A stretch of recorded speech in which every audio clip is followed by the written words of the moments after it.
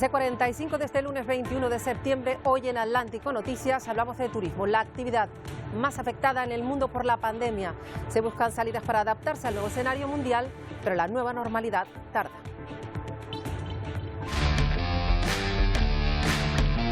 Siguen imponiéndose restricciones severas en muchos países. Los planes para recuperar las zonas turísticas están a la espera de que mejore la situación sanitaria. La incertidumbre económica, la falta de protocolos oficiales para viajar complica acertar con previsiones. Hoy nos preguntamos cómo será viajar después de la pandemia, cómo debe adaptarse Canarias y cómo viven alrededor del mundo este escenario de turismo prácticamente cero. También nos preocupan esa situación que se da, por ejemplo, en Madrid desde hoy. Nuevas medidas, 850.000 residentes, 37 áreas tienen restricciones. Desde hoy, Silvia Mascareño, ¿cómo se vive en esta mañana? Pues con mucha resignación, especialmente los ciudadanos de las zonas afectadas. Hay que recordar que son las zonas con mayor impacto de la pandemia y eso que las multas no se impondrán al menos hasta el miércoles. Y todo eso coincide con el día en el que se ha reunido aquí en la sede de la Presidencia de la Comunidad de Madrid, en la Puerta del Sol, el presidente del Gobierno, Pedro Sánchez, y la presidenta Isabel Díaz Ayuso. Juntos, después de 2 horas de reunión, ha significado una tregua política después de semanas de desencuentro y han puesto sobre la mesa un acuerdo que se traduce en reuniones semanales de sus grupos de coordinación. Eso sí, Pedro Sánchez ha querido ser claro, dice que si las medidas no funcionan, no descarta cualquier otro escenario.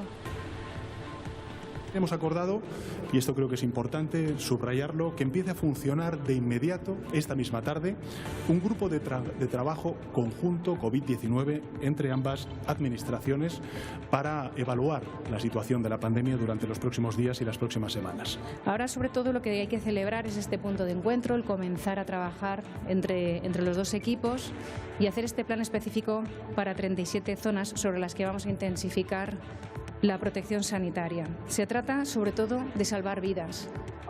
Y los incendios de Los Ángeles en California siguen sin control. 240.000 kilómetros cuadrados en estos momentos. Solo se ha apagado el 3% de las llamas. Hasta octubre, fíjense, no se espera que se puedan llegar a controlar. Y pendientes de más huracanes en el Atlántico, ya no hay nombres disponibles. Victoria Palma, ¿deben preocuparnos aquí en Canarias? Buenas tardes, Marta. De momento no, simplemente estar pendientes de la evolución de Paulette, una borrasca, fue ciclón tropical que se encuentra ahora al sur de las Azores y que sí que podría afectar a las islas a partir del miércoles. Actualidad de las islas. Arranca hoy el juicio por el presunto fraude a la compañía Islas Airways en relación con los descuentos de residentes. El acusado, Miguel Concepción, ha reconocido los hechos. Miriam Rodríguez. Sí, a su llegada aquí a la Audiencia Provincial de Santa Cruz de Tenerife, Miguel Concepción decía sentirse tranquilo y además pedía justicia. Una vez en el interior admitía ser el autor de los hechos, lo que supone una rebaja de esa petición de la Fiscalía de 4 años de prisión a 12 meses y además reduciría también la responsabilidad de sus hijas que se han sentado junto a él hoy aquí en esa sala judicial. Además, también supondría que pasarían de ser autoras a ser cómplices, lo que supondría también una rebaja de la petición inicial de la Fiscalía que se quedaría en 6 meses de prisión. Los hechos así quedarían con 3,4 millones de euros que tendría que devolver Miguel Concepción en concepto de la estafa por las subvenciones y además una multa que está por cuantificar y esa petición de 12 meses de prisión. El juicio continúa este miércoles con las pruebas periciales porque por el momento ante esta estrategia también evita Miguel Concepción que pasen por aquí durante estos días testigos. Con tranquilidad, ya era hora también. Justicia es lo que espero. Yo, como creo en la justicia, espero justicia.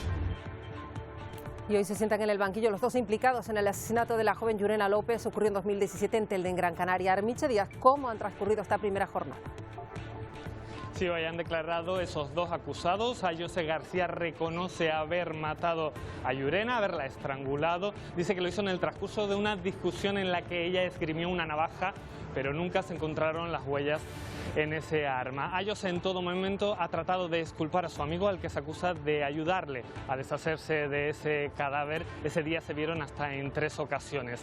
La Fiscalía pide para el principal acusado 22 años de cárcel, 25 las acusaciones particular y popular. Creen constatado que Ayose se mató a Yurena, en este caso porque ella pretendía dejar la relación.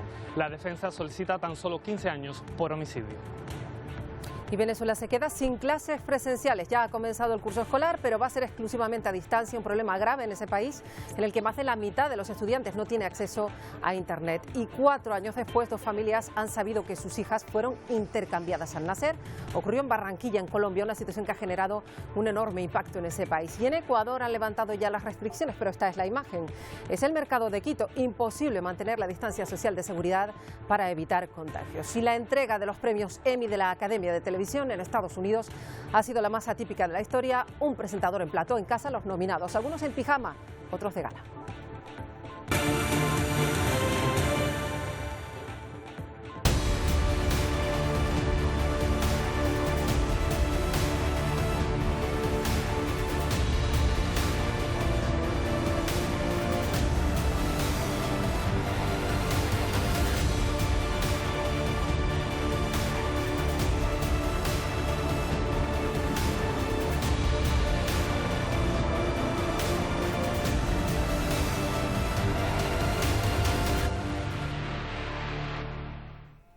Tenemos que seguir mirando al Atlántico. Ya se ha empezado a utilizar el alfabeto griego para nombrar todas las tormentas tropicales y huracanes. Vicky Palma, la actividad que no cesa. Buenas tardes, Marta. La actividad no cesa. El pasado viernes comenzaban a utilizarse las letras del alfabeto griego, un poquito después de que acabara este informativo. Y bueno, hasta ahora ya tenemos a Alfa, que ha desaparecido, sigue manteniéndose Beta, y también se mantienen algunos de los ciclones y tormentas de las últimas semanas. Tenemos al huracán Teddy pues en el Atlántico, tenemos a Beta en el Golfo de México, y quizás lo más destacable es la borrasca que está al sur de las Azores, es los restos del ciclón Paulette, que todavía tienen un 60% de probabilidades de convertirse otra vez o en ciclón tropical o en ciclón subtropical. Y sí que este ciclón podría afectar al archipiélago. Realmente pasaría lejos, pero sí condicionaría el tiempo en las islas. Creo que nos podemos ir a otros puntos. Por ejemplo, el viernes hablamos de Grecia, de la presencia de un medicán, un ciclón en el Mediterráneo que dejó rachas de viento superiores a los 100 kilómetros por hora, lluvias severas. Esas lluvias han provocado inundaciones, corrimientos de tierra y bueno, muchas consecuencias, aunque quizás lo más destacable de todo del fin de semana han sido las lluvias en Francia. En Francia se han producido precipitaciones muy intensas asociadas a una gran tormenta, nosotros las llamamos sistema mesoescalar. Esas tormentas llegaron a dejar en la población de Valle-Raugue 718 litros por metro cuadrado en apenas 6 horas. Un tren de lluvia asociado a ese sistema que bueno, llegó incluso a desplazar casas por completo, como se han visto en estas imágenes. Y del agua nos volvemos a los incendios en Estados Unidos. Siguen los incendios pues todavía activos, además fuera de control, y de hecho no se espera que hasta dentro de 9 o 10 días, los primeros días de octubre, comiencen a entrar dentro de fase de control todos esos incendios. Es la mayor catástrofe que se recuerdan años en Estados Unidos, los incendios forestales que comenzaron a mediados de agosto y permanecen activos continúan devorando la costa oeste del país. El fuego ha dejado casi una treintena de muertos, ha destruido poblados y arrasado una superficie igual a la de Puerto Rico. 8 parques forestales permanecen cerrados y la mayoría de las regiones afectadas han emitido alertas por contaminación del aire. Las llamas violentas han obligado a los residentes a abandonar sus hogares. Los incendios no solo representan un peligro para los habitantes de la zona, sino que también amenazan sitios históricos y antenas de telecomunicaciones cruciales para Los Ángeles. Más de 19.000 bomberos continúan desplegados para sofocar las llamas. La previsión es que esté contenido para finales de octubre. Bueno, eso en Estados Unidos. Nosotros en las islas seguimos pendientes pues de la nubosidad. Tenemos un día tranquilo, hoy se despide la última jornada completa del verano y bueno, están llegando algunas nubes medias y altas desde el sur, poco importantes. Por la mañana se veían también algunas nubes bajas y pendientes de la evolución de la borrasca que tenemos al sur de las Azores. Esos son los restos de lo que hace una semana era el huracán Paulette al otro lado del Atlántico. Todavía se podría reforzar, tiene una pequeña área de tormenta y de afectar a las islas sería a partir partir del miércoles simplemente dejaría quizás algunas precipitaciones en La Palma. Vemos la predicción para mañana, últimas horas del verano, primeras del otoño, y lo que vamos a tener son predominio de nubes de tipo medio y alto en todas las islas, nubosidad más abundante por la mañana en las occidentales, irá llegando por la tarde a partir de mediodía Gran Canaria, Lanzarote y Fuerteventura. En muchos casos nos va a dejar disfrutar de horas de sol, hará calor, tendremos temperaturas máximas en todas las islas superando los 30 grados y probablemente rondando los 34 grados en zonas de medianías del sur de Gran Canaria. Vientos de componente norte o del nordeste flojo, y el que quiera acercarse a la playa mañana, el estado del mar acompaña tanto en el norte como en el sur. Las olas no van a llegar al metro de altura. Gracias, Victoria. Hasta mañana. Seguimos nosotros adelante. Vamos a hablarles de turismo, como les hemos planteado en el arranque de este Atlántico Noticias. En el primer semestre del año los ingresos del turismo internacional han sido de 460.000 millones de euros menos. El número de turistas ha caído un 65% en todo el mundo. ¿Cómo afrontan los países esta situación? En República Dominicana han puesto en marcha ya un plan de contingencia. Además de la estructuración de los protocolos sanitarios como toma de temperatura, se informó que para el plan de recuperación del turismo se ha trabajado en la detección de hospitales próximos a los polos turísticos para verificar la disponibilidad de camas ante eventuales casos de coronavirus. Merecen elogio las tareas iniciadas por el ministro de Turismo, David Collado, y su equipo, de quienes hemos recibido todo el apoyo y junto a quienes hemos estado trabajando desde el momento de su designación. Para las organizaciones que dirigen el turismo, la alianza entre los sectores público y privado aporta motivación al proceso de relanzamiento. De acuerdo al programa diseñado, los turistas de corta estadía que ingresen al país desde el día 15 de septiembre al 31 de diciembre tendrán un plan de asistencia al viajero en un hotel que cuente con licencia de operación que incluye las urgencias ante un contagio de COVID-19 y será cubierto por el gobierno dominicano. Y en Santo Domingo también se reactiva el turismo tras un parón que provocó la caída de la llegada de turistas más del 60%. Para incentivar la llegada de pasajeros se ha prescindido de la obligación de presentar un test PCR negativo. Sí que se han intensificado los controles de temperatura y el uso de mascarilla va a ser obligatorio. A los pasajeros incluso podrían realizársele pruebas aleatorias. Deberían de pedirla a todo el mundo, porque si no nunca lo vamos a frenar. Hay un médico ahí que te está tomando temperatura y te preguntan que si te hiciste la prueba, te dan una carta también diciendo que si tiene esto, si tiene estos síntomas, todo eso. Mejores perspectivas llegan desde China, donde las medidas sanitarias se van relajando. Allí incluso celebran justo estos días el Festival de Turismo de Shanghái. El festival, que se llevará a cabo hasta el 27 de septiembre, presenta 102 rutas de viaje y productos, así como 156 actividades. Compañías como el grupo Trip.com, Meituan y Baidu, así como otros gigantes de la cultura, el turismo e internet, lanzarán actividades especiales durante las siguientes semanas con el objetivo de ofrecer experiencias totalmente nuevas para los turistas. Shanghái lanzó también una plataforma en línea del festival por primera vez, en la cual las personas pueden recibir orientación y consejos de viajes y compras escaneando un código QR con sus teléfonos móviles. Las provincias y ciudades a lo largo del delta del río Yangtze participan de manera conjunta en el festival, estableciendo sedes especiales en las ciudades de Nantong, Wenzhou y Huangshan, lanzando actividades turísticas interprovinciales y ofreciendo productos turísticos con descuentos. Las autoridades han establecido equipos de trabajo para la prevención y control de la epidemia de coronavirus. El primer Festival de Turismo de Shanghái se celebró en 1990.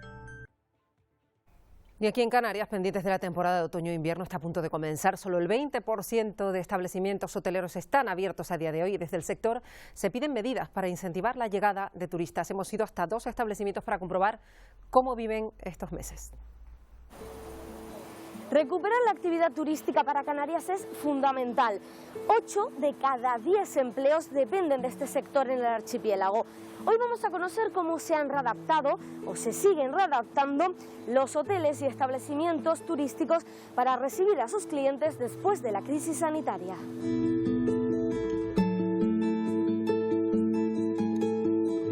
¿Es rentable invertir hoy para tenerlo abierto con total normalidad en el futuro? El carecer de mantenimiento pues nos llevaría probablemente a roturas. Cuando el hotel se reabra nuevamente, pues habrá más averías de las que serían necesarias. Es decir, es una cadena, ¿no?, que al fin y al cabo tiene que estar bien engrasada, ¿no? O se mantiene mínimamente, o desde luego después económicamente va también a repercutir en las cuentas del hotel. Va a suponer no un ahorro, pero sí va a ser un menor coste en el futuro, eso desde luego. Kika, usted llega casi que podemos decir con la pandemia, un poco después, pues sí, aquí al hotel. Cuéntenos, ¿en qué se basa esa estrategia comercial que está implantando? Es claramente busca un perfil de clientes más jóvenes que el actual que tenemos y incrementar la venta online. Distinta es la situación de este emblemático hotel situado en el centro de la capital tinerfeña. Han reabierto después del estado de alarma y para ello se han readaptado para recibir a ese cliente post-COVID. Vamos a conocer cómo lo han hecho. Aquí, al ser un hotel de ciudad, ¿qué clientela solía y suele venir? Nosotros recibimos principalmente un cliente que denominamos de business travel, que viene de negocios y principalmente entre semana. Pero es que también tenemos un cliente que viene de ocio, también tenemos un cliente que viene de visitas médicas, tenemos tripulaciones de aviación, tripulaciones de barco, etcétera, etcétera. Entonces tenemos un amplio abanico y eso nos da cierto margen de maniobra. ¿Cómo se ha adaptado el hotel para acoger, para recibir a ese cliente post-COVID? El cliente, cuando llega, se le hace un check-in personalizado donde se le explica toda la operativa COVID que tenemos actualmente, que los minibares los tiene vacíos en la habitación, que ya no hay papelería en la habitación y que lo tiene todo en un formato digital con un código QR, que el desayuno se tiene que apuntar en el check-in y el cliente nos dice, selecciona cada uno de los productos que quiere desayunar al día siguiente y a la hora que quiere desayunar, porque eso sí, debido al distanciamiento social, pues no podemos tener el mismo número de mesas que teníamos en el restaurante, evidentemente. Pues el presidente de Canarias y el presidente del Cabildo de Gran Canaria han hablado hoy de la situación de la pandemia y de un dato 54, la incidencia del coronavirus en cada 100.000 habitantes. En otras palabras, lo que marca que un país como Alemania abra o no sus rutas turísticas con nuestro archipiélago. Canarias tiene en estos momentos 54 positivos por 100.000 habitantes. Esto es un muy buen dato cuando hemos estado en más de 100. Pues mejoran los datos en Canarias, eso tiene repercusión, han visto directa en el turismo. Raúl Hernández es director de la Cátedra de Turismo de la Universidad de La Laguna. Señor Hernández, ¿hay solución en los próximos meses para un sector del que depende la economía de Canarias? Sí. Sí, Raúl, ¿nos escucha? Queríamos hablar con Raúl Hernández, que es director de la Cátedra de Turismo de la Universidad de La Laguna, sobre el turismo, pero no sé si tenemos algún problema en este momento para que nos escuche. Señor Hernández, ¿nos escucha ya? Perfectamente. Pues le preguntábamos eso, si queda algún atisbo de esperanza para los próximos meses, ahora que el dato sanitario en Canarias comienza a mejorar y en medio de este escenario tan complicado. Sí, quedan, por supuesto, rayos de esperanza, pero bueno, tampoco podemos caer en un sesgo de un optimismo por un optimismo. Vivimos una situación de incertidumbre, como se está viendo en los distintos establecimientos, y lo que tenemos son señales contradictorias y algunas variables que no podemos controlar. O sea, pues la situación sanitaria da señales pues muy contradictorias, hay elementos para la esperanza, pero estamos viendo que a nivel internacional pues la situación no está para nada controlada. La conectividad aérea va a ser también clave y bueno, tampoco está garantizada y tampoco sabemos si los turistas que tendrán renta para viajar y querrán viajar, ¿no? O sea que estamos en una situación realmente en la que lo que prevalece es la incertidumbre, claramente. Claro, junto a Moisés Simancas y Noemí Padrón, Raúl Hernández es autor del libro Turismo Post-COVID, reflexiones, retos, oportunidades, porque a verlas las hay. Las ganas de viajar, por lo pronto, señor Hernández, son innatas en el ser humano y eso, por lo pronto, va a generar demanda en cuanto la cuestión se tranquilice un poco, ¿no? Sí, eso todos los estudios que se han hecho y todos los autores insisten en que esa necesidad de viajar está muy arraigada y parece que no va a cambiar sustancialmente, pero realmente están empezando a hacerse pronósticos sobre el comportamiento de los seres humanos ante esta nueva la situación que se abre a partir de ahora. Y bueno, nadie tiene la varita mágica, pero yo diría, y claramente los trabajos van en esta línea, de que el deseo de viajar se mantendrá, solo que cambiarán algunas cosas, se acelerarán algunos procesos relacionados con el medio ambiente, con la seguridad, con los aspectos más sanitarios también, pero bueno, que realmente el turismo renacerá de estas cenizas un poco en las que podríamos decir que se encuentra ahora mismo. Quizá la clave puede estar en generar un protocolo homogéneo, que todos los países tengan el mismo protocolo a la hora de generar esos famosos corredores seguros que son clave para nuestro archipiélago.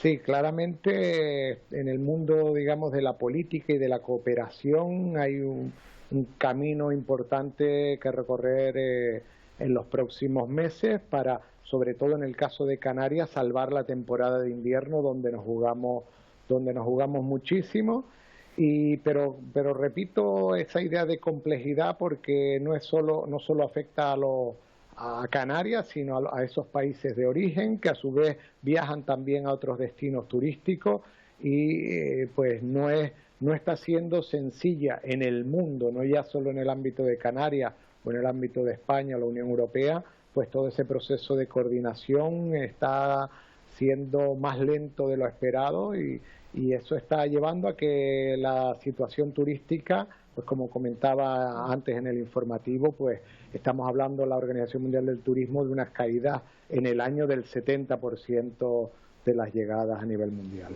Algunos especialistas son bastante pesimistas, hablan del fin del turismo tal y como lo conocemos. Es verdad que seguirá adelante, pero se atisban cambios muy importantes. ¿Es así? El fin de esas ciudades globales que todos hemos querido visitar o todos hemos visitado. Precisamente hoy, esta mañana, la mayor red mundial de expertos científicos, académicos en turismo, pues estaba lanzando un debate en ese sentido.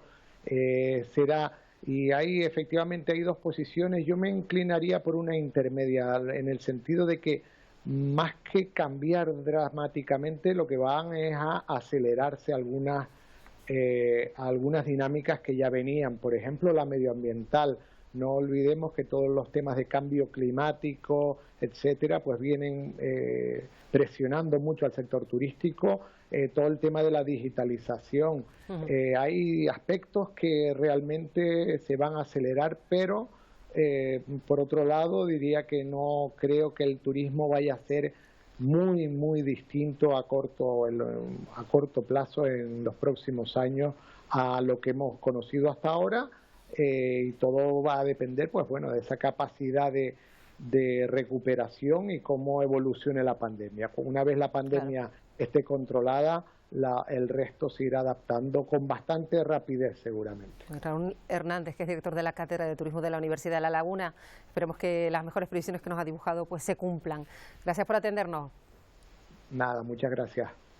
Seguimos nosotros ahora en Atlántico Noticias mirando a Venezuela, hablando del curso escolar, algo que pues polariza todas las informaciones. Ha comenzado en Venezuela de forma exclusivamente a distancia. El gobierno prohíbe que se vaya a la escuela por razones sanitarias. El problema, 5 millones de estudiantes del país que no tienen acceso a la tecnología. Los estudiantes todavía no pueden regresar, aunque el nuevo año escolar ya ha comenzado. Las clases virtuales serían una buena opción, pero muchos estudiantes no pueden asistir. 15 millones de venezolanos no tienen acceso a Internet. Yusmari Jamarillo, una madre de 3 hijos, educará en casa a 2 de ellos. Para mí me parece chévere para esperar que todo lo de la pandemia pase y su duda con el niño, porque ellos no se dejan el tapabocas. Nosotros no estamos preparados de verdad para comenzar y proteger a los niños de esa manera, no. Casi 5 millones de estudiantes venezolanos, más del 50% de todos los estudiantes de primaria y secundaria del país, están excluidos del uso de tecnologías de información en la educación en línea. Algunos de estos estudiantes intentarán pedir prestados teléfonos inteligentes o acudir a un familiar que tenga acceso a Internet o utilizar materiales escritos proporcionados por sus profesores.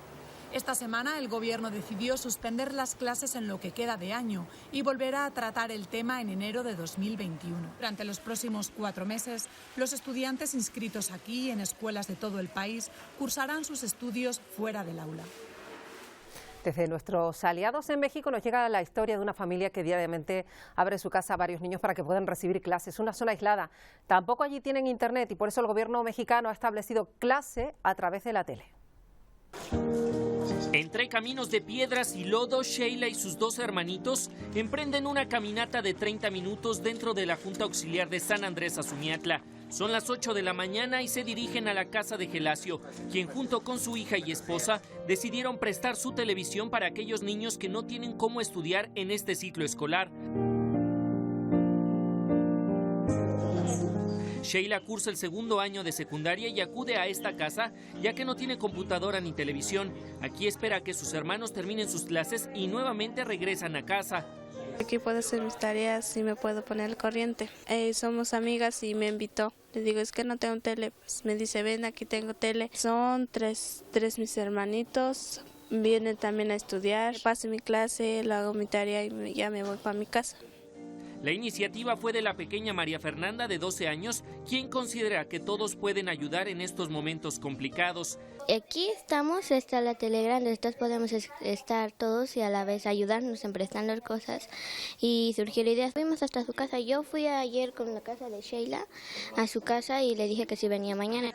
Apoyada por sus padres, María Fernanda convoca a los niños, quienes pasan toda la mañana estudiando. Y mi niña me dijo, ¿sabes qué?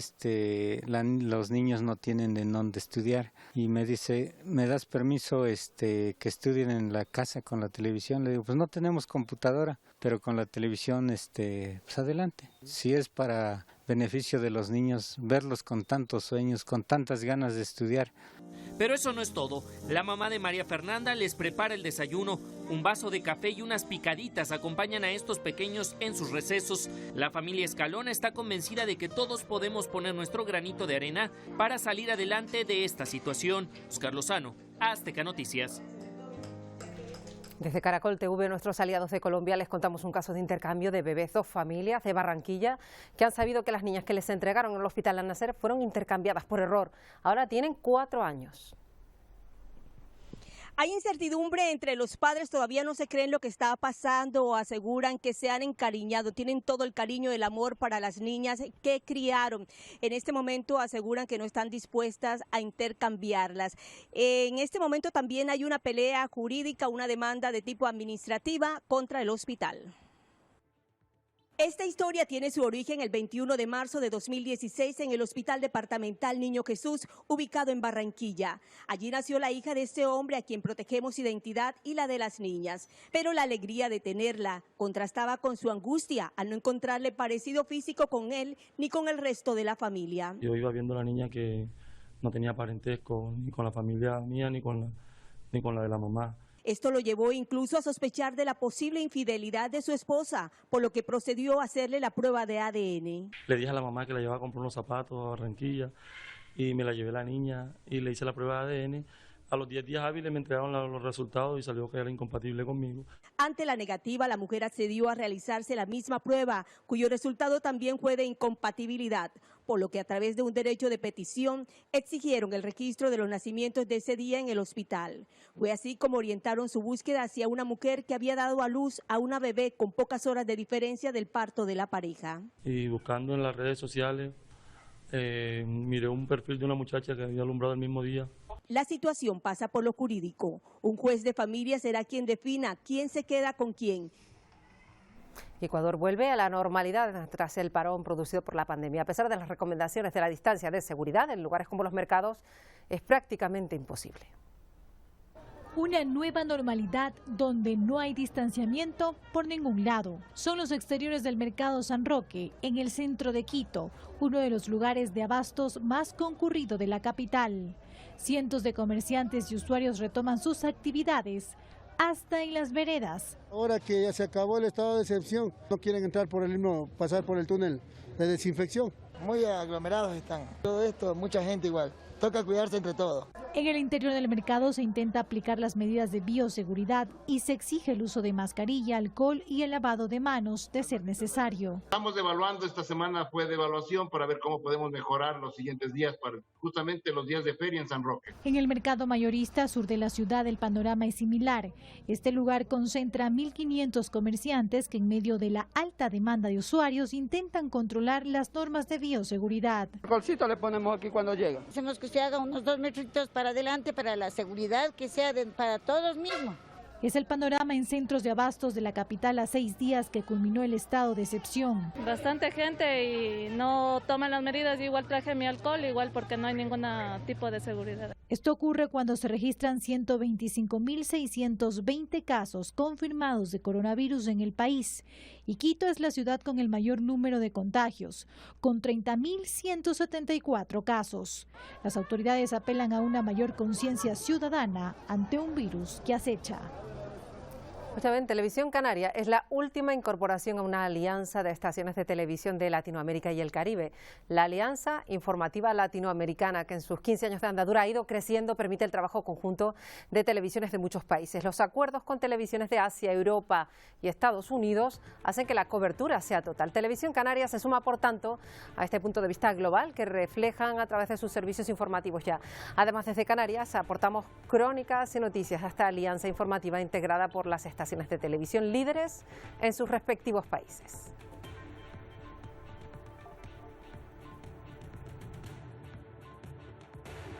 Desde los estudios de Mega Noticias en Chile nos sumamos al nuevo informativo Atlántico de Televisión Canaria, canal que se ha integrado a la Alianza Informativa Latinoamericana, una organización conformada por 23 estaciones de televisión de habla hispana.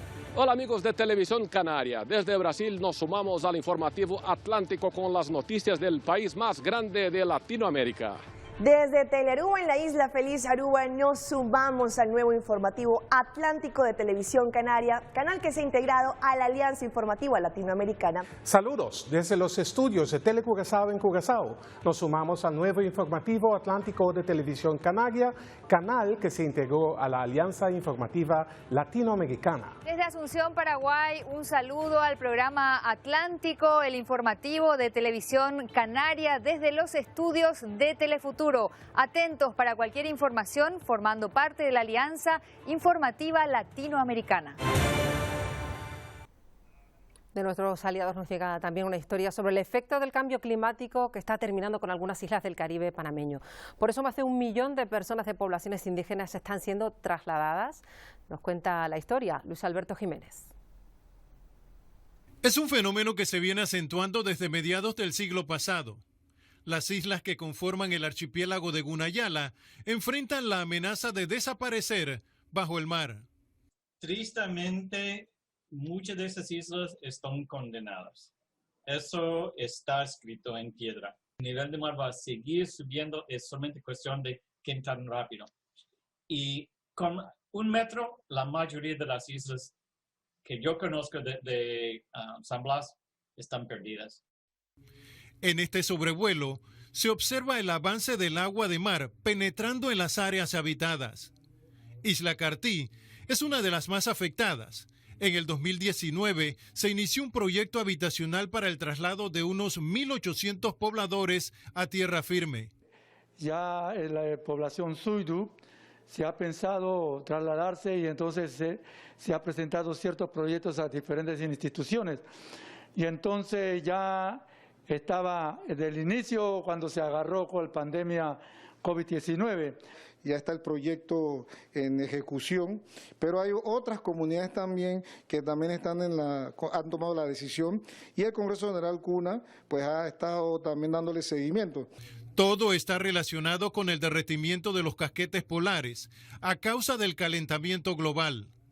El caso panameño ya fue presentado en el 2019 en un informe ante la Convención Marco de las Naciones Unidas sobre Cambio Climático. Desde Colombia vamos a conocer la historia de Carmen Verbel. Es una chica de 18 años, ha pasado de vender pescado a convertirse en una de las modelos más cotizadas del Caribe colombiano. Boca Chico fresco, mi gente. fresco le tengo el bocachico, vecina. El bocachico está al preso. Ella es Carmen Verbel, una joven de 18 años que hasta hace poco vendía pescado por las calles más humildes de Cartagena, en Colombia. La conocían todos por su permanente sonrisa. Y a las personas le encantaba cómo yo, una niña, solo 13 años, podía vender pescado sin pena. Un día, mientras estaba trabajando, la descubrió el famoso diseñador Darío Valencia. Desde ese momento, la vida de Carmen cambió por completo. Se convirtió en modelo. Me siento contenta, de verdad todavía no me las creo, de estar ahora mismo modelando y vestir ropa elegante cuando antes estaba con chancleta, ropa sucia, de vendedora de pescado a modelo. Al principio su familia tuvo miedo, pensaban que el mundo de las pasarelas era muy peligroso para una joven que apenas había salido de su hogar. Me miraba al espejo y decía, wow, qué hermosa. Esa soy yo, esa es Carmen Verbel. Ahora, a sus 18 años, Carmen quiere superarse, va a empezar a estudiar idiomas y quiere abrir una agencia para descubrir jóvenes talentos que, como ella, hayan nacido sin muchas oportunidades. Impulsando a niñas que sí se pueden y que los sueños sí se pueden cumplir. En el Teatro Real de Madrid tuvo que suspender anoche una función por las protestas del público sobre la falta de distancia de seguridad. Los espectadores se quejaron al entender que el aforo en una parte del teatro superaba lo permitido, mientras en otras zonas se mantenía la separación. El Real defiende que se cumplieron todas las normas.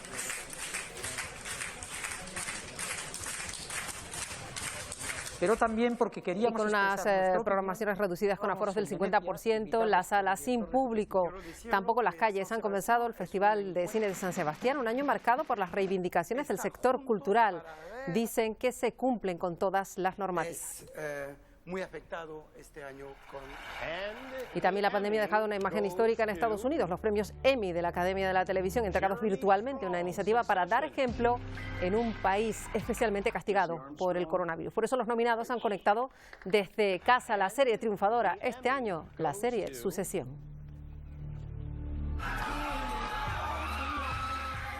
No dejamos a Estados Unidos porque cada año más de 14 millones de personas iban exclusivamente a Nueva York con el único objetivo de ir a los famosos musicales de Broadway. En 2019 estos espectáculos recaudaron 1.700 millones de dólares, pero ahora, teatros cerrados, todo ha cambiado desde Nueva York.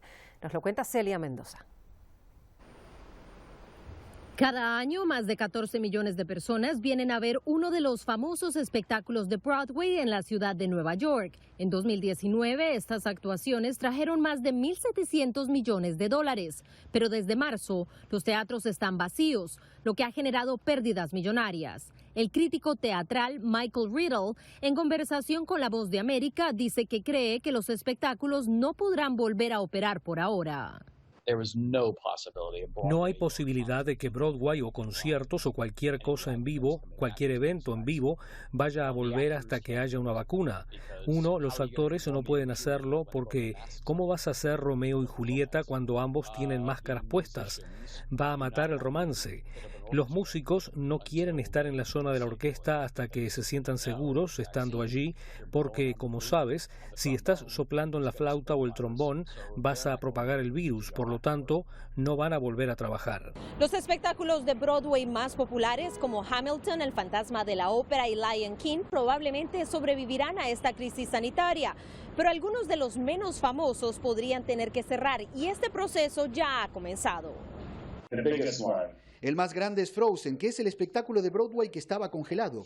No se va a descongelar, está terminado. Y hay un par de otros. Riddle afirma que incluso los que sobreviven tendrán que adaptarse a la nueva realidad. La industria tendrá que revisar su política de precios y compensación a aquellos que trabajan detrás de la escena y frente al público, en un reto para salvar esta emblemática industria de la Gran Manzana. Celia Mendoza, Voz de América, Nueva York. Enseguida llega el Telenoticias 1. Miguel Vega, cuéntanos, ¿cuál es la última hora? Buenas tardes, Marta. Hoy escucharemos en el Telenoticias unos audios que reflejan la difícil situación que viven los profesionales que trabajan en nuestras costas para salvar vida. En este caso, el Salvamento Marítimo y la Guardia Civil han rescatado un cayuco con 42 migrantes en las costas del sur de Tenerife. También veremos otros rescates, unas imágenes del GES, de la policía local y los bomberos rescatando a un hombre que ha tenido que ser trasladado a un centro hospitalario. Y también seguimos muy pendiente de la evolución y la incidencia del COVID una semana después del inicio del curso escolar. Tan solo 2 aulas han tenido que ser puestas en cuarentena. Se activó rápidamente el protocolo sanitario. De estos temas y muchos más en unos minutos en el Telenoticias 1. Gracias, Miguel. Pero un momento, Paco Luis Quintana y Isabel Baeza, en el Telenoticias 1. Nosotros terminamos ya. Si tienen alguna historia que contarnos, pueden hacerlo al correo atlánticonoticias@tvcanaria.tv. Se quedan con las noticias del día en el Telenoticias 1. Hasta mañana.